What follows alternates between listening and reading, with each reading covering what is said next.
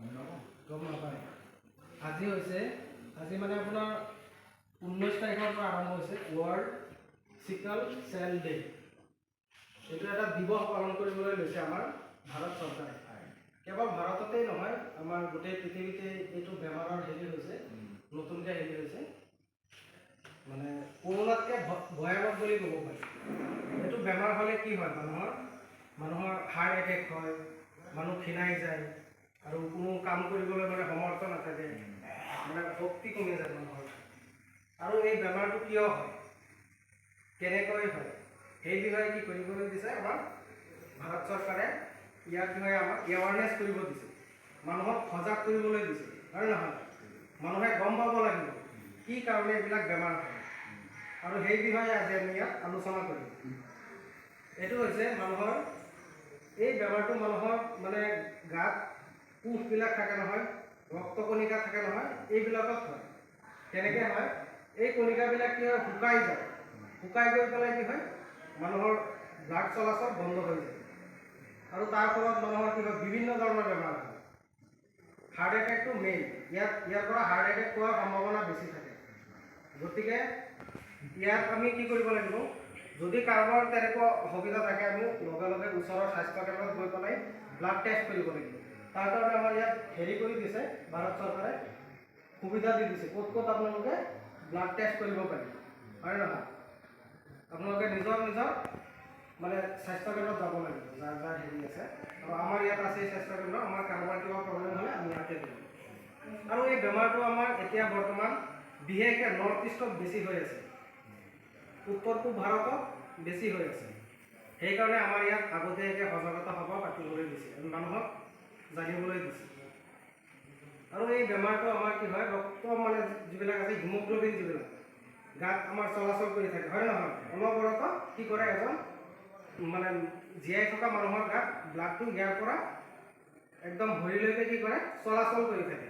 আৰু যেতিয়া আপোনাৰ ব্লাডটো যেতিয়া লাহে লাহে অলপ ব্লাডত যেতিয়া হৈ যায়, এইটো প্ৰ'টিন বুলি কয়, প্ৰ'টিন বেছি হৈ যায়, মানুহে কাম বন নকৰে, ধৰি লওক এক্সাৰচাইজ নকৰে, খোজ নাকাঢ়ে, গোটেই দিন বহি থাকে, এনেকুৱা মানুহ আছে নহয় কিছুমান, এইবিলাকৰ গাত বেছি হয়।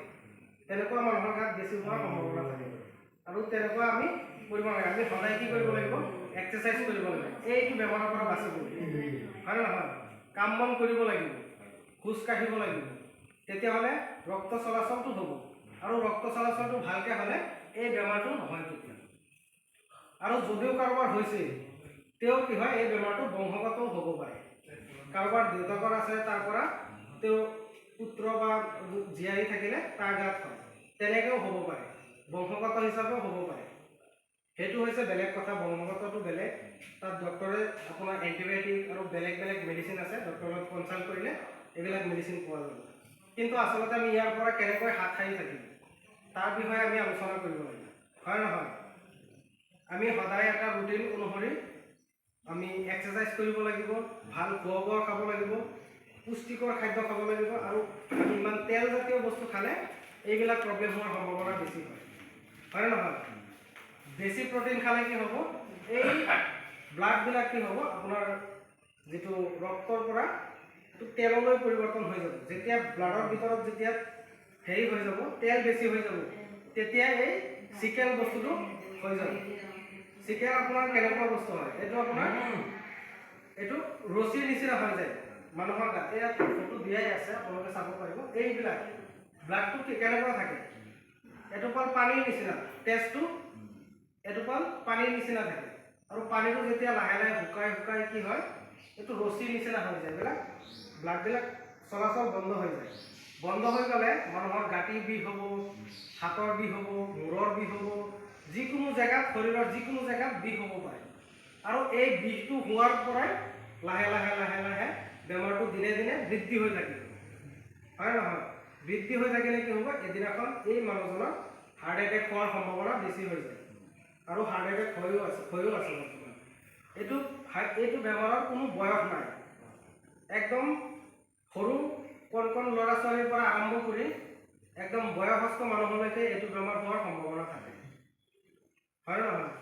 গতিকে আমি ইয়াৰ পৰা হাত সাৰি থাকিব লাগিব, আমি মানুহক সজাগ কৰিব লাগিব, কেনেকৈ ইয়াৰ পৰা আঁতৰিব পাৰিম ইয়াৰ কাৰণে আমাৰ ভাৰতৰ প্ৰধানমন্ত্ৰী আমাৰ নৰেন্দ্ৰ মোদী ডাঙৰীয়াই কি কৰিছে, গাঁৱত আপোনাৰ যিকোনো চহৰতেই হওক চবতে ইয়াক এৱাৰনেছ প্ৰচাৰ কৰিছে, মানুহক সজাগ কৰিবলৈ জনাইছে। আৰু সেই ক্ষেত্ৰে আজি আমি আপোনালোকক জনাইছোঁ, আপোনালোকে কাৰোবাক পালে আপোনালোকে ইয়াৰ বিষয়ে অলপ অৱগত কৰিব। ঠিক আছে।